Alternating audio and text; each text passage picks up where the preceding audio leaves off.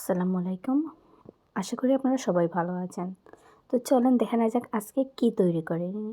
প্রথমে আমি নুডলসগুলো সিদ্ধ করে ছেঁকে নিয়েছি। তারপর এখানে ধনেপাতা কুচি করে রাখছি।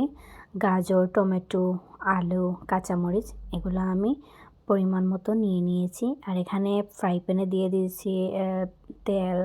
গরম করার পর পেঁয়াজটা কিছুক্ষণ লাল হওয়ার পরেই দিয়ে দিলাম টমেটো। সব কিছু একসাথে মিক্স করে নিলাম।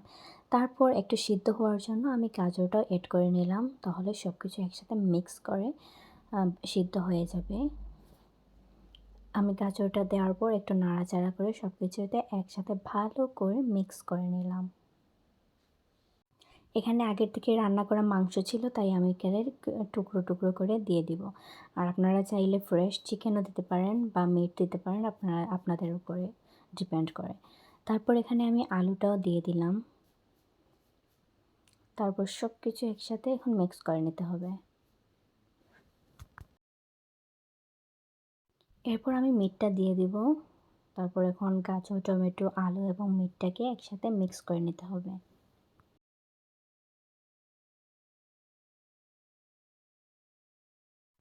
এখানে আমি টমেটো কেচাপটা ইউজ করতেছি। আপনারা চাইলে স্কিপও করতে পারেন।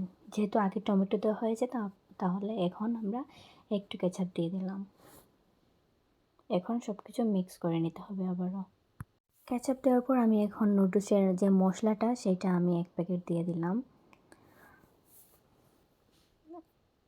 তারপর আবার সব কিছু একসাথে মিক্স করে নিতে হবে।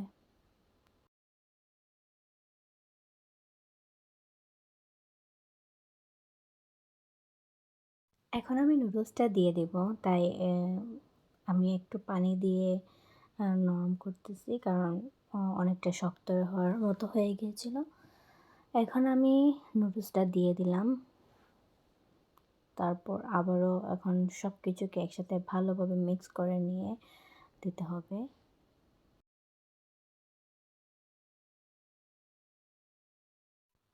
তারপর এখন আমি ধনেপাতা দিয়ে দিচ্ছি। আবারও একসাথে করে মিক্স করে নিতে হবে।